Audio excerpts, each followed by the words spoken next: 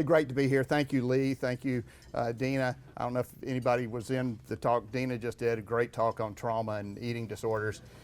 Really fun conference and nice to be here. I'm kind of a strange bird because, you know, I treat patients that have addiction and patients that have chronic pain. And I do clinical work. I'm a medical educator. You know, I've kind of decided that at my stage in my career, you know, I can take care of quite a few patients, but I can have a much bigger impact training the next generation. And so we've got an addiction medicine fellowship program now, and all our medical students are being trained in SBIRT. All of our psychiatry and family medicine residents are rotating on addiction now. So hopefully we're going to have more young people doing this when the old people like me ease on out into the sunset. So as Lee said, you know, I'm a big reader. I like to get out of reality sometimes and get into the world of fantasy. And, you know, those of you that have read The Hobbit, I'm a Tolkien fan, those of you that have read The Hobbit know that The Hobbit is not really the name of the book. You know, Bilbo Baggins wrote the book, not J.R.R. Tolkien, right? And Bilbo titled it There and Back Again, A Hobbit's Tale. So my career has spanned the crazy ride we've had in opiates and addiction in this country. And I'm going to tell you a little story today. I'm kind of a storyteller. I think that's how I learn, and I think that's how a lot of my patients learn. So I'm going to kind of tell you that story of there, and hopefully we're getting to back again. These are my disclosures. You know, I don't have any financial interests in anything. You know, I'm just a salaried employee of the state of Georgia. And so this is our, I have to show you the Bluff Plantation. I'm fortunate to work at a magnificent facility. We've got 178 acres on the Savannah River in Augusta. Anybody know where Augusta is? Yeah, what's Augusta famous for? The Masters, right? Yeah, I got my tie on. So don't ask me for tickets. It's the hardest ticket in sports, I think, to get. But I'm fortunate to be there at the Medical College of Georgia. Medical College of Georgia is the 13th oldest medical school in the United States, and I'm fortunate to be there working on an addiction medicine program. So let's start this process. You know, prior to the 1990s, you know, chronic pain wasn't really a broadly recognized concept in medicine. And so, you know, I went to medical school at Medical College of Georgia in the 80s. Graduated in 81. I got the class ring, you know, skull and crossbones. And then I went over to the University of Alabama, Birmingham, and did anesthesia and pain training. And when I was there, we had, you know, a multidisciplinary pain clinic. Those of you that are old enough to remember the Bonica model for chronic pain clinics, you know, we had a multi-specialty clinic. Anybody that had anything to do with chronic pain was involved, whether it was rheumatology, neurology, neurosurgery, orthopedics, physical therapy, psychiatry. You know, it went on, and everybody saw the patient, and everybody took care of those patients. Everybody had input. And at that time, none of our patients in our pain clinic that had thousands of patients attending received chronic opiates on a daily basis. We had two groups of patients that received chronic opiates on a daily basis. One, if the hematologist oncologist who was on our team said they had terminal cancer and were going to be dead in 6 months, we gave them all the opiates they wanted or needed. The other group was the patients, this was in the early 80s, so we were at the first of the HIV/AIDS epidemic, and we had no antiretrovirals. Every patient that got infected with the HIV virus was going to die within 6 months, and so we gave them all the opiates they wanted. That was the only two groups. No one else, no other patient even asked for them. It wasn't even a consideration in our options of our plan, but things have certainly changed. So this is the International Association for the Study of Pain's definition of pain.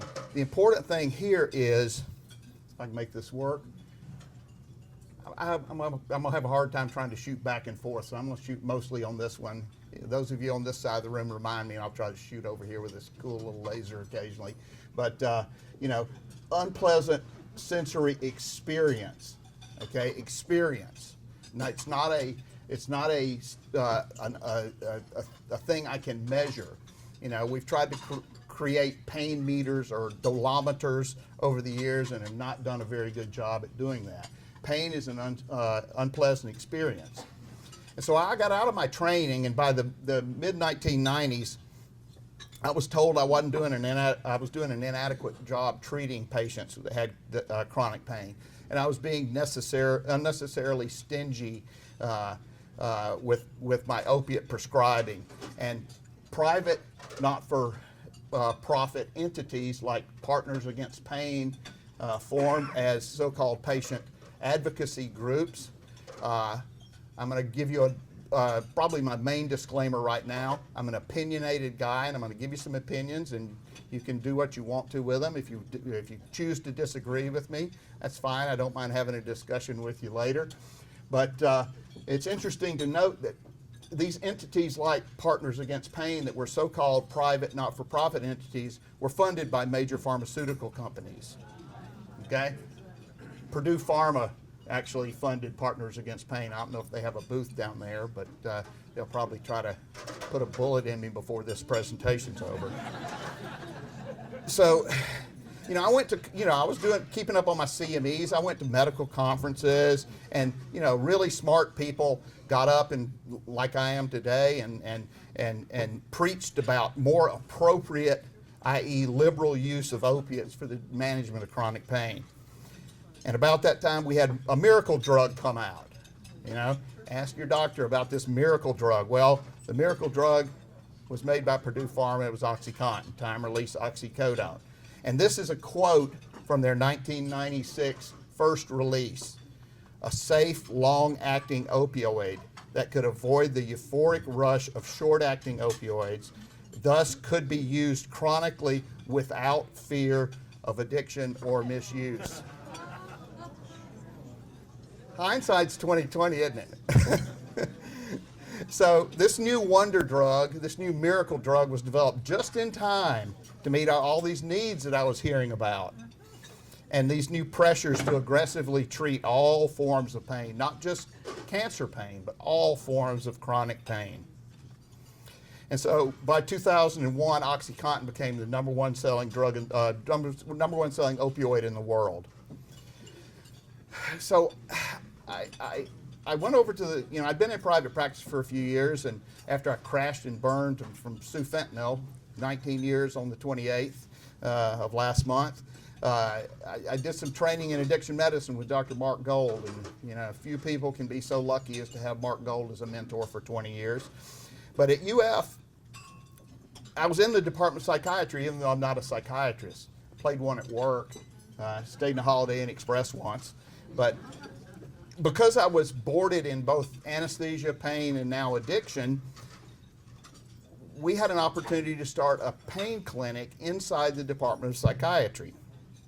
Now, why in the world would we do that? Well, number one, I was kind of interested in it, and number two, we had an anesthesia pain clinic that had lost $800,000 in the last fiscal year because they had so many patients that they were just prescribing opiates to and had run out of reasons to stick needles in them and do interventional procedures, which is how interventional anesthesiologists basically pay their salary.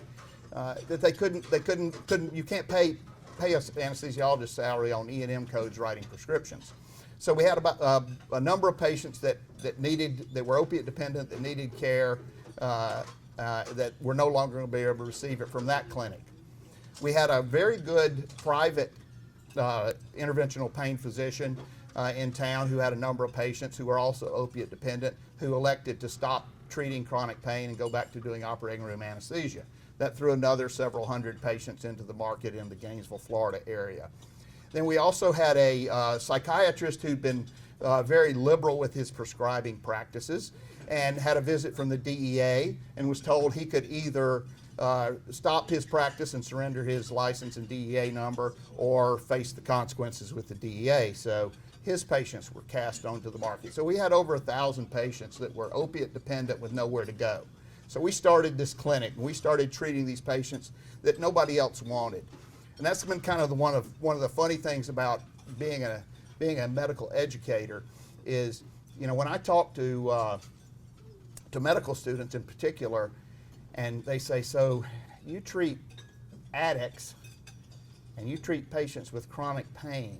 And they look at me kind of like my dog does when he's confused, it gives you that. And he said, and I can tell they're thinking, are you out of your freaking mind? And, I tell them that I figured out a long time ago that there's a lot of these patients that nobody wants.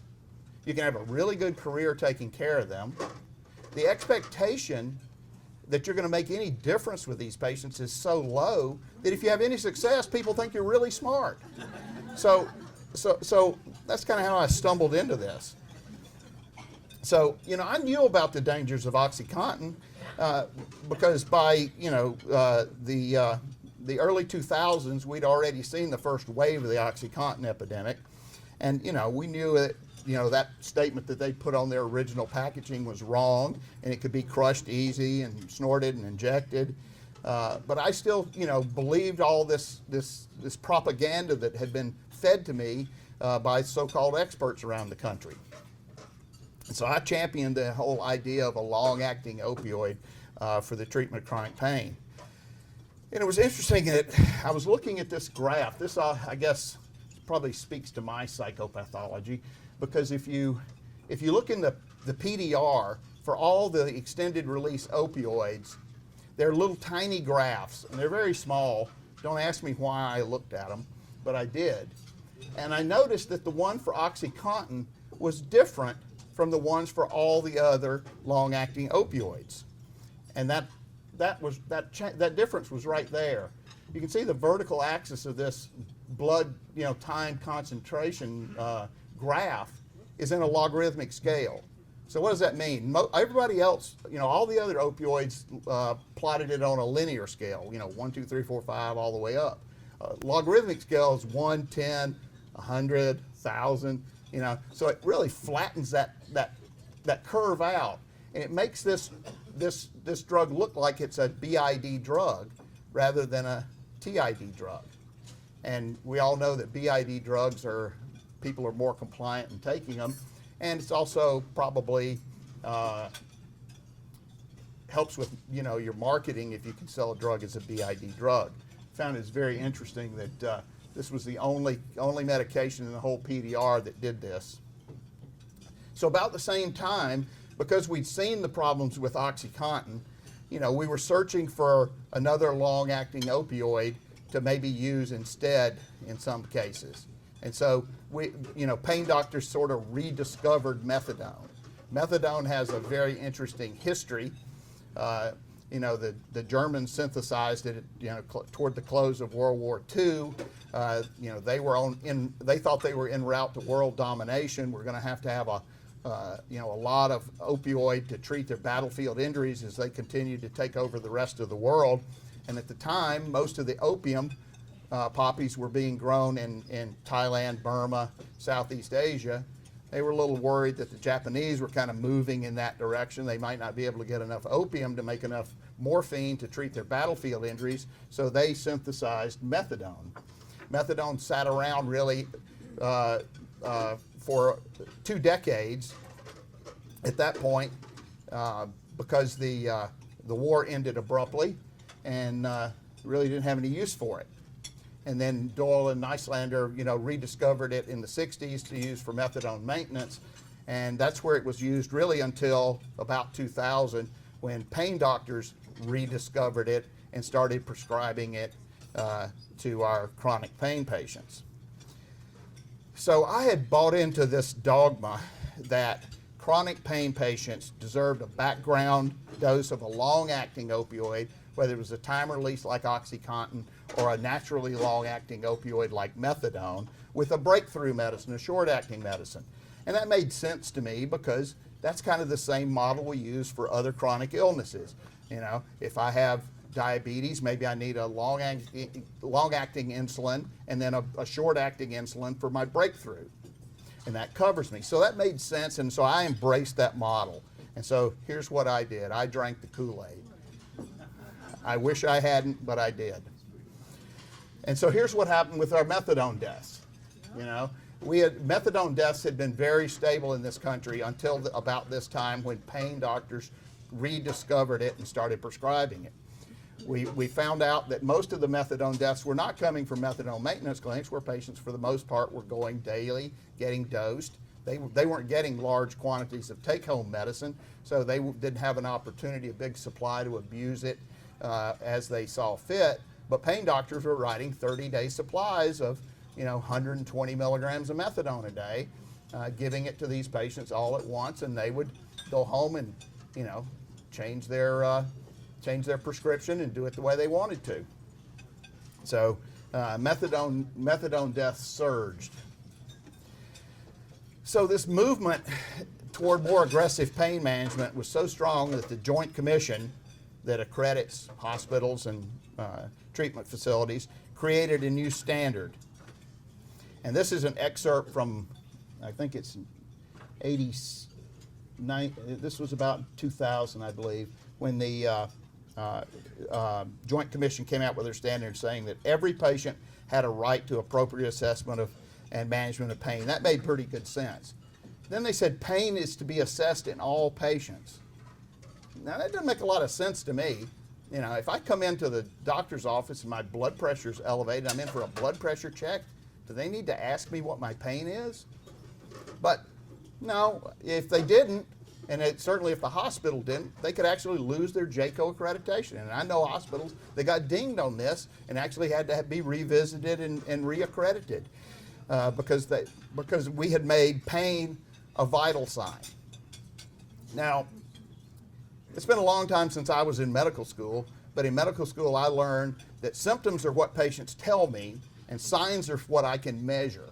And I just told you a few slides back that pain is a subjective experience. And that's really hard for me to measure a subjective experience. I have to go by what a patient tells me. That tells me that's a symptom, not a sign. Now it's interesting that the AMA passed a resolution about 2 months ago suggesting that pain should be taken off as the fifth vital sign. We'll see what happens with that if JCO and anybody else responds to that, but at least the AMA has taken that stand for us. So as a result of all this, every patient got asked about their pain at every visit so it could be appropriately addressed. Sounds like a good idea, right? But we all know about the law of unintended consequences. So we had to figure out ways to measure pain. We didn't have pain meters. I couldn't put a pain blood pressure cuff on their arm and measure their pain. So we gave them visual analog pain scales and all this paperwork that they did on every visit. So it became the vital sign, pain, the fifth vital sign. And you'll note that this little placard that appeared in lots of doctors' offices was printed and paid for by the American Pain Society, another private, not-for-profit entity funded by pharmaceutical industry. So in our clinic, we developed some of these pain intensity scales, and no pain, worst pain you can possibly imagine. Then we tried to make it a Likert scale with 0 to 10, and we got fancy with it. We made one that had lots of different, languages on it. There's even, Philippine dialect there. And so the clinic that we were running, that we took over in Gainesville, Florida at UF, got very busy. And we had patients coming everywhere because we were these compassionate doctors. We were forward thinking. We were right on the cutting edge. And these were really tough cases. There were a lot of workman comp cases. I had patients that had 6, 8, 10 back surgeries, neck surgeries, lots of permanently disabled, low functioning, depressed, and unemployable patients. It was overwhelming, and I became overwhelmed. And I noticed that it didn't matter how much I listened or emphasized or cared about these patients, and more importantly, no matter how much opioid I prescribed them, most of them never got any better. Many of those patients cheated, and they lied to me. Yeah, and I'm not even a psychiatrist who's trained to believe everything they say. And they got lots of medicines and drugs from other doctors, and some of them sold their drugs on the street. When you have when you have a 50-year-old man that's, you know, been a salt of the earth kind of guy, working, taking care of his family, and suddenly he's now disabled and you've taken his whole identity away from him and he can't pay his mortgage, you know, selling your OxyContin makes pretty good sense to provide for your family. And that's what a lot of them did. And around 2003, the ICD-9, now we're into ICD-10, and this is carried over there, came out with a chronic pain syndrome diagnosis. Prior to that, we didn't have a diagnosis code for this. And it applied to widespread chronic pain with psychosocial dysfunction. And so because of all the issues, a couple of my colleagues, Howard Height and Doug Gourlay, who presented for years at the ASAM Common Threads conference, came out with the universal precautions in pain medicine. Universal precautions had worked great for the HIV epidemic, had really reduced the spread of infectious disease in healthcare providers. And so we thought, well, gee, we can capitalize on that momentum and come out with universal precautions for pain. And we actually came up with, you know, these 4 A's, you know, analgesia, activity, adverse effects, and aberrant behaviors. And later we added affect as the 5th because it's hard to find a patient that has chronic pain that doesn't have significant depressive or anxiety symptoms. And so we started trying to utilize these and thinking this would help us in treating this very difficult patient population. And so we did things to recognize aberrant behaviors, and we created a really structured and a standardized program, you know, for the patients that we thought needed opiates to manage their pain. And every patient that we had signed a separate consent form and a separate treatment agreement. The attorneys told me not to call it a contract because apparently a contract, if there are any lawyers in the room, you know, they'll tell you that a contract has a very specific legal meaning, so we called them agreements. And they explained the dangers of the opiates and the rules of the program. And we gave, you know, we required them to go to educational groups, and we had our psychiatrists and our psychologists see them for their co-occurring psychiatric symptoms. And we did a lot of drug testing. And we did urine drug screens to ensure that they were taking, weren't using other drugs, but more importantly, to make sure they were taking what we prescribed them. And, you know, all it really, that was the real boom in the drug testing industry. You know, addiction medicine had been doing drug testing for a long time, but it didn't become big business until pain got involved in it, and we started treating all these pain patients. And so, you know, if you Google drug test, the first page of your search will not come up with information about drug testing. It'll come up with information about how to beat the drug test, all right? And so here's one of the best I ever saw. I apologize for the blurriness of this slide because it's hard to get this slide anymore. This is the infamous Whizzinator, okay? You know, it's undetectable, it's foolproof, it's reusable, and it comes in lifelike natural colors, okay? It's so real that they had to put this little fig leaf over so that they didn't show you the thing. And interestingly, you know, a running back for the Minnesota Vikings got caught going through the TSA at the airport with one of these in his suitcase, and the NFL had some real interesting questions for him. And then there came a whole set of how to beat the drug test. You know, mostly these were diuretics or adulterants, and if you read the inserts on most of them, it told you to drink 5 gallons of water with the thing, which really just gave you a dilute urine. But it did enable a lot of people to beat the drug test. And then they came out with a little whiz because they didn't want to be, you know, just catering to the men. So they came out with a little whiz here for the, you know, that men and women could use. Had a little tube, had a heat pack that would keep the urine to the right temperature because we were testing for temperature to make sure that our patients, you know, weren't bringing in cold urine that they'd gotten from their kid that morning or bought off the internet. And then there became a huge market just for, you know, so-called clean urine on the internet. You know, I had one patient actually we started testing all of the urines for pregnancy, and it was a male that tested positive for pregnancy. And so I went to him and said, if he didn't have a better explanation for this, I was calling the Inquirer, and he and I were going to be on the cover of the next issue. So another thing we did is we prescribed our opiates in 28-day supplies, so they wouldn't run out on the weekend or on a holiday. And we never refilled our opioids by phone or on the weekend. And we did substance abuse evaluations on all the patients that we were considering starting on chronic opiates. We tightened up our boundaries, and if we identified an aberrant behavior, if somebody broke one of the so-called rules of our treatment agreement, then we would tighten the boundaries, and maybe instead of giving them a 28-day supply, we'd give them a 14-day supply and bring them back and see how they were doing. We kind of worked on that system of, anybody play golf at the tournament yesterday? No golfers here. So anybody know what, there's one. You know what a mulligan is? Yeah. So, a mulligan means, if we're playing a friendly round of golf and, I hit one off the first tee into the woods, maybe you'll let me have a do-over, okay? But you don't give me a do-over on every hole, do you? No, you usually give me one around. And so we gave our patients basically one mulligan.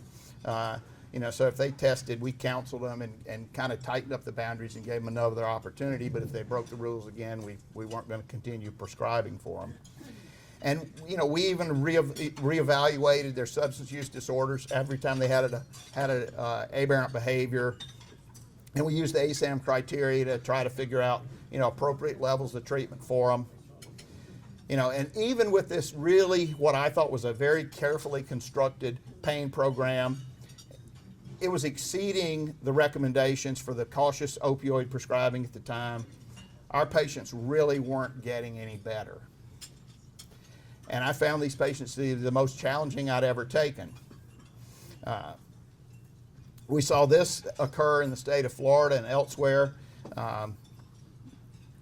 This is the back page of one of our kind of throwaway magazines, throwaway newspapers, full color ads. You can see that this place is obviously the best, kind of like an Elf, where they had the world's best coffee. They're the best, 99 bucks, and they'll fill while you're here. This place is only 50 bucks to come in.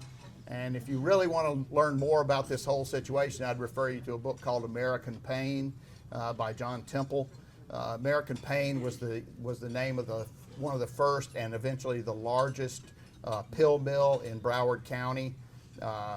It was actually started by a felon who, when the housing built, he was building houses in Florida, and when the housing boom kind of collapsed in Florida, he was looking for a way to get more income, and one of his buddies was invested in a weight loss clinic in South Florida that also was prescribing anabolic steroids, and they were kind of interested in that, and they went to the doctor that was running that clinic and said, we're thinking about opening up some more of these. And the guy told them, well, if you really want to make money, you don't want to be selling amphetamines for weight loss or steroids to bodybuilders. You want to be selling pain pills to anybody that wants them. And that's how they got started. Very interesting story. It also talks about his interviews with the DEA and the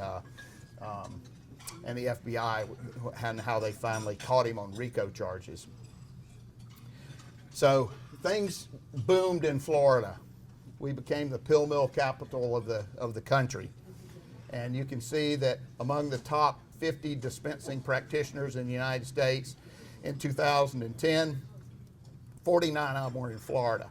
And you can see the number of units prescribed in a year in each of those counties, primarily South Florida, around that Naples, Marco Island area, up here in Tampa, and then around the Orlando area. And so the interesting thing happened. Some of the patients that we were prescribing these high doses of opioids to went into the hospital for some unrelated condition. Maybe their diabetes was out of control, or their hypertension was out of control, and they got put on the doses of medicine that they were supposed to be prescribed. Well, many of them became somnolent and stopped breathing. because they really hadn't been taking what they had been prescribed. They were selling them. And so now I'm the bad guy, you know. And so I'm going to these patients explaining that I'm willing to try to help them, but I can only prescribe a fraction of what they've been getting, or what the pain doctor who's been prescribing for them, who had recently had a visit from the DEA, couldn't prescribe. And most of these patients were on what my DEA colleagues at the time called the Holy Trinity: hydrocodone, soma, and Xanax. And so in 2007, I went back into private practice for a bit, and the state of Washington had come out with some published guidelines. They were kind of pioneering in that area on the use of opioids for the management of chronic non-cancer pain. And the pain and addiction practice that I'd started, I checked, and that we were already exceeding, or at least meeting, all of those standards. And so I thought I had one of the most advanced programs in Florida. And then Florida passed legislation requiring licenses for pain clinics, and so they were going to have inspectors go around to these pain clinics and see if people were doing what they were supposed to. So I trained the inspectors on what to look for. And then, things continued to spiral out of control. I had testified in a number of cases against Purdue Pharma, in individual cases, mostly overdose deaths, and the estate was suing Purdue. And eventually in 2007, they had a very small class action settlement that kind of like what the tobacco industry did. They kind of figured it was the cost of doing business, because you can see, their sales were going up. And then about 2010, we had a new formulation of OxyContin come out. The street value of OxyContin had been around 50 cents to $1 a milligram, and then right about 2010, it had actually gone up to about $1.75 a milligram. And then, when the new formulation came out, all the old that was on the street continued to rise in value, and the new initially was almost worthless. But soon as the old disappeared and the new came out, and you could go on YouTube and Google and search for a video that would show you how to defeat the time release mechanism in the new formulation, then the price has risen again to about $1 a milligram. And I was just talking to a couple of my patients at the Bluff before I came up here, and they're still paying about $1 a milligram for oxycodone on the street now. So another thing that happened was we had the advent of electronic prescription drug monitoring programs. Florida finally got a system called eForce, created in 2009. Took about a year to get it up and running, to allow us to try to, look at least and see, if patients were doctor shopping, if they were going to other physicians and getting prescriptions. And so something very interesting happened. We had a very progressive governor, Rick Scott, and a great Attorney General, Pam Bondi, and they worked with us. And we set up strike forces to go in and try to shut down some of these pill mills. And in less than a year, you can see here, they made a little over 2,000 arrests, seized about 500,000 pills, 56 vehicles, the majority of which were very nice Ferraris and Lamborghinis and high-end SUVs. A lot of weapons were seized, and about $5 million in currency. It was interesting, when they finally busted the American Pain Clinic that I was telling you about down in Broward, they actually found $4 million in cash in the owner's mother's attic in boxes, because he didn't have any room to put it anywhere else in his house. You can also see that in that less than 1 year period of time, Florida had 90 of the top 100 oxycodone purchasing physicians. They were purchasing because in Florida you could be a dispensing physician. So you could set up a little storefront clinic in the strip mall, and right next door have your dispensing pharmacy. And you could order directly from the pharmaceutical company. They would deliver to your pharmacy, and then you could write the prescriptions and send the patients next door to fill them. It was interesting that most of these little strip mall pharmacies only stocked oxycodone, hydrocodone, soma, and Xanax. You couldn't fill a hydrochlorothiazide prescription there for your blood pressure. But by less than a year, we only had 13 of the top 100. So it made a huge difference here in just less than a year. But you can see that the number of pharmacies actually did go up, mainly because we were putting the dispensing doctors that own the pharmacies out of business. And so we started seeing signs like this pop up around. You know, this was a little mom and pop pharmacy on the road between Jacksonville and Gainesville, Florida. And then you saw some of the other community pharmacies put up signs like this. They don't keep it on the premises. They could order it for you, and you could come pick it up 24 hours later. And then the big chains got involved. Walgreens, you know, they're apologizing. They don't stock it. And some of them put it in time delay safes. And so I started, you know, I was continuing to do a lot of forensic work, and I was being bombarded with cases, overdose deaths, attorneys wanting to retain me to testify. And I reviewed the patient mortality in my own practice because I was kind of worried. And I hadn't had any deaths, but my partner had had a couple. And we looked, and all these deaths that we were seeing were reported by the medical examiner as accidental deaths related to the combined effects of, and almost always one of them was an opioid. They almost always also had a benzodiazepine, usually Xanax, and frequently some alcohol involved as well. And so most of you have seen a graph like this before. This just shows you, you know, if you look at, you know, sales of opioids, deaths, and treatment admissions, you know, they run a parallel course. That doesn't mean there's a absolute evidence for a cause and effect, but it sure is suspicious. So, you know, it's kind of interesting. The United States, we've got about 5% of the world's population, and we consume about close to 90% of the world's opioids. And accidental death from opioids is now the leading cause of death in adults between 35 and 45. That's above cancer, suicide, car wrecks, heart attacks, smoking, HIV. You know, when I'm talking to my medical students, you know, and I quote them that top number up there, I ask them, I say, so, you know, if we look at this, we're the #1 consumer per capita of opioids in the world in this country. Anybody know who #2 is? Denmark. Denmark. You know how much they consume per capita compared to the United States? Half. Okay, so we're over here. #2 consumes half as much as we do. The rest of the world is way down here.